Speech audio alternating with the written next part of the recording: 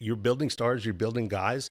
All of a sudden, with one phone call, they get offered a big check over in Saudi, and they're gone. Mm. And that's happened.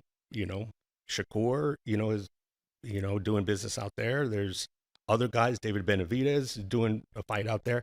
So it does throw some uncertainty, from a fan perspective. Mm-hmm. Yeah, sure. Like they're throwing money and making fights happen. But at the same time, it creates uncertainty for the promoter, because all of a sudden you had a star like Shakur or David Benavidez, and then they get offered 4 or 5 times what they usually make by the Saudis, and they're gone, which no one can blame them. Yeah.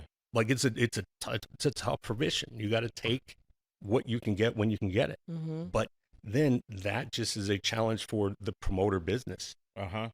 Because does championship boxing still exist? Like the belts, having a belt, does that even like make sense? Like, can you have a WBC, WBO, and not make the money that these guys are making that ain't even champions?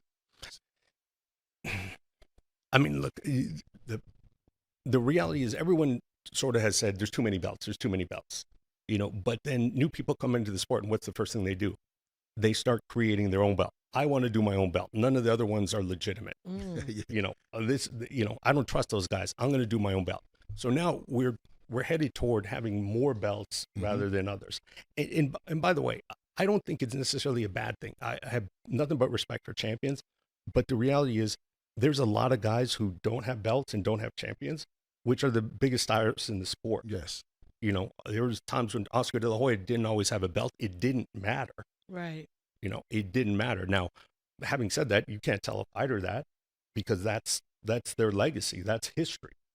But at the same time, yeah, you can look at it, and we can get to the celebrity fights and all that stuff.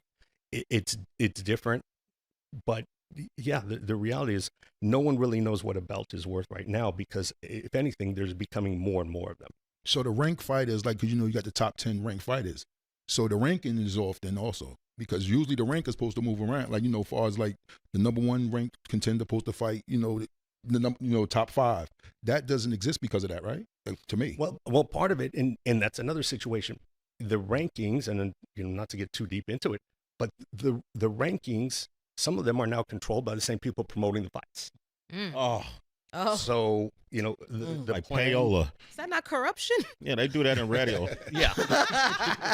So it used to be like, hey, that's your path. If you could move up the rankings, and even if you had a small promoter, you didn't have a lot of power.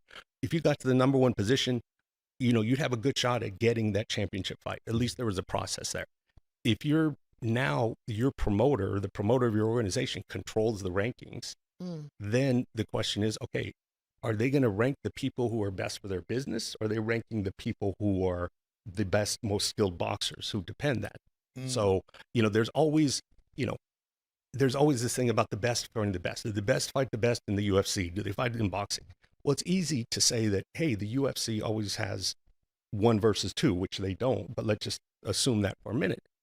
Well, when you control the rankings and you can put 1 and 2 together, then you can say, oh, look, 1 and 2 are together. Well, you just made those guys 1 and 2 a couple weeks ago. So it's in your own control to say the best are fighting the best. And sometimes you look at those rankings, a lot of those rankings, they're rankings about who is best as a marketer, who is a best seller of pay-per-views, who's the best seller of tickets, as opposed to who really deserves it from a skill perspective. Steve Espinoza is here. I'm going to go to the phone calls, 288-742-3345. We're going to go to song, but when we come back, Steve, I'm about to put you to work, man. You're about to co-host this with us, man. Let's do it. Because we got the 3-division champ of the world. What is it? Featherweight, super featherweight, and lightweight champion. Wow. The one and only Shakur Stevenson. I want to bring him in. Where's he from, Sway? He's from planet Earth. All right. Oh, the hey, Jersey in the Jersey in building. the building. Yes. And you can help us interview him. Is that all right? Absolutely. All right, Absolutely. Shakur Stevenson is